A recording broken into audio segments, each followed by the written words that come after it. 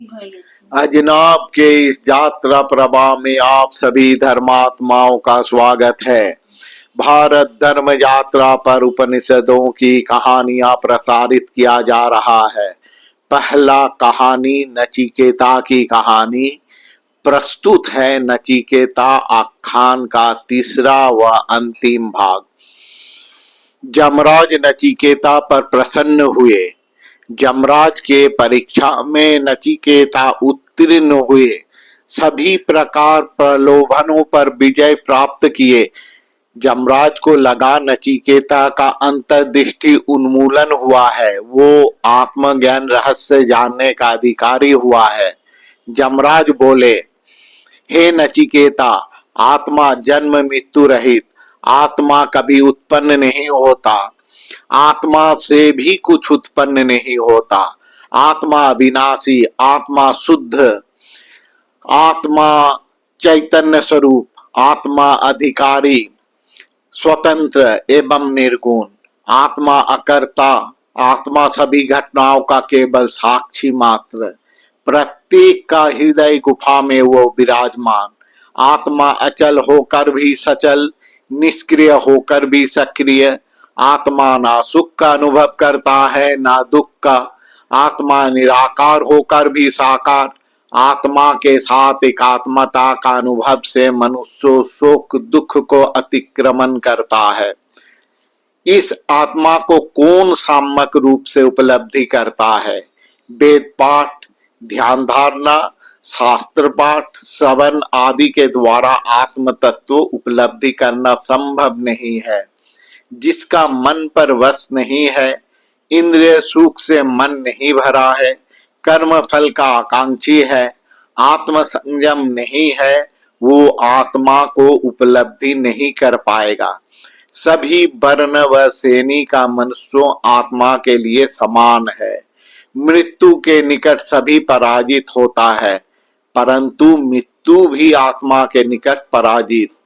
जो सभी विषयों का साम्यक, वो आत्मा शुद्ध सच्चिदानंद रूप में विराजमान, उस आत्मा को विवेक वैराग्यादि संपन्न मुमुक्षु व्यतीत अन्य कोई भी व्यक्ति जान नहीं पाता है। सभी वस्तुओं में आत्मा एक ही है। जिस प्रकार पर्वत पर जब बर्षण होता है या बर्फ सूर्य प्रकाश से जल बनकर प्रवाहित होता है, तो उसका भिन्न भिन्न रूप होता है। कभी सफेद, कभी हल्का नीला, कभी मटमैला, कहीं जल का रंग अन्य, परंतु असल में सभी जल रंगहीन होता है। उसी प्रकार प्रत्येक जीव देह का गठन एवं आकृति भिन्न भिन्न होने के कारण ऐसा प्रतीत होता है उसमें भिन्न भिन्न आत्मा है, परंतु देह पर गुरुत्व आरोप करना गलत होगा। देह उपाधि मात्र, इसलिए यह मिथ्या है। इसलिए जब उपाधि रहित आत्मा अविक्रय रूप में अवस्थान करता है, तब उस निरुपाधिक अलिंग सत एवं असत अभिषेक आत्मा का तत्व भाव अभिव्यक्त होता है। इस देह नगरी का 11 द्वार है। ये द्वार है 2 चक्षु, 2 कान, 2 नासारंध, मुख गह्वर, नाभि, उपस्थ, वायु एवं ब्रह्मरंध्र। नगर रक्षक है आत्मा। हम हर द्वार से देह नगर से बाहर जाते हैं, अर्थात मन अंतर छोड़कर बहिर्मुख होकर जगत का रूप रस गंध स्पर्श आदि में आकृष्ट होकर मोहाच्छन्न होता है। मन में वासना जात विकार देखा जाता है। इस विकार का फल स्वरूप देह का सुख दुख, जीवात्मा का सुख दुख प्रतीत होता है और सब प्राणी संसार बंधन में फंस जाता है। आत्मा सर्वत्र विराजमान, आत्मा ही सूर्य, आत्मा ही वसु, क्योंकि ये सबका आश्रय। आत्मा अंतरिक्ष का वायु, आत्मा यज्ञ का अग्नि, देह रूपी यज्ञ वेदी का अंतर्निहित अग्नि एवं समग्र पृथ्वी इस अग्नि रूपी आत्मा का वेदी। यही अमृत है। आत्मा ही विश्व चराचर का सभी में विराजमान। सभी जलज प्राणी, सभी उद्भिद, खाद्य शस्य, औषधि, नदी, पर्वत सभी में एक एवं अकृत्रिम आत्मा ही विराजमान। आत्मा ही सभी का अंदर और बाहर में है, इसलिए आत्मा को रीतम कहा जाता है। पुनः यमराज नचिकेता से बोले, मैं अब तुम्हें गुप्त एवं सनातन ब्रह्म विषय को समझाऊंगा एवं मृत्यु उपरांत आत्मा का किस प्रकार गति होता है बताऊंगा। कर्म और ज्ञान के अनुसार जीव देह पुनर्जन्म की सहायता से बारंबार जीव देह प्राप्त होता है, या फिर वृक्ष लता इत्यादि स्थावर देह भी प्राप्त होता है। देह और मन जिसका आश्रय में रहता है वो सत्ता है आत्मा, और आत्मा का शक्ति द्वारा ही देह मन कार्य करता है। इसलिए आत्मा ही स्वरूपत परम ब्रह्म या ब्रह्म। समस्त जगत इस ब्रह्म को आश्रय पूर्वक अवस्थान करता है। एक ही अग्नि भिन्न भिन्न पदार्थों में भिन्न भिन्न प्रकार रूप ग्रहण करता है।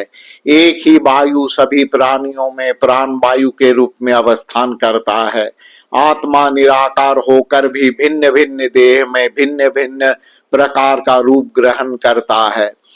यह रूप सिर्फ आत्मा पर आरोपित मात्र है। आत्मा सभी वस्तुओं के अंतरतम स्थल पर रहकर भी उसके सुख दुख, अच्छाई या बुराई से प्रभावित नहीं होता है। जो व्यक्ति इस आत्मा रूप को अपने हृदयाकाश में दर्शन कर पाता है वो आनंद स्वरूप हो जाता है।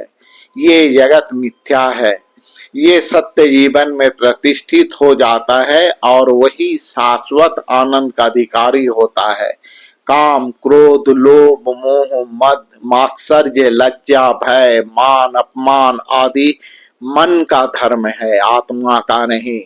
जब इन सभी से मनुष्य मुक्त हो जाता है तब वह इस देह में इस जन्म में स्वयं का अमृत स्वरूप प्राप्त होकर अजर, अमर, अशोक व अभय पद प्राप्त करता है।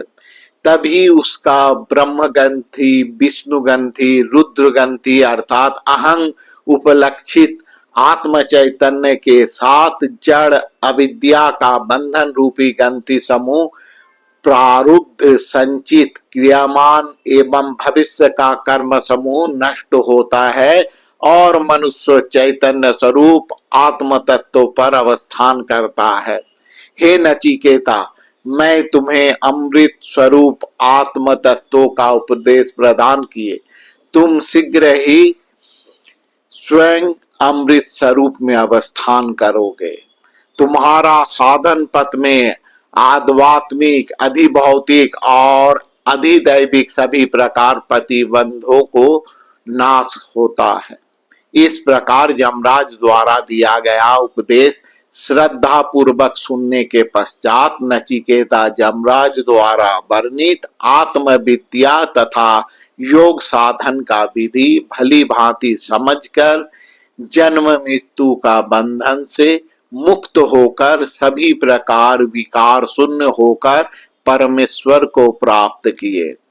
कठ उपनिषद में वर्णित नचिकेता का उपाख्यान संपूर्ण हुआ। नमस्कार।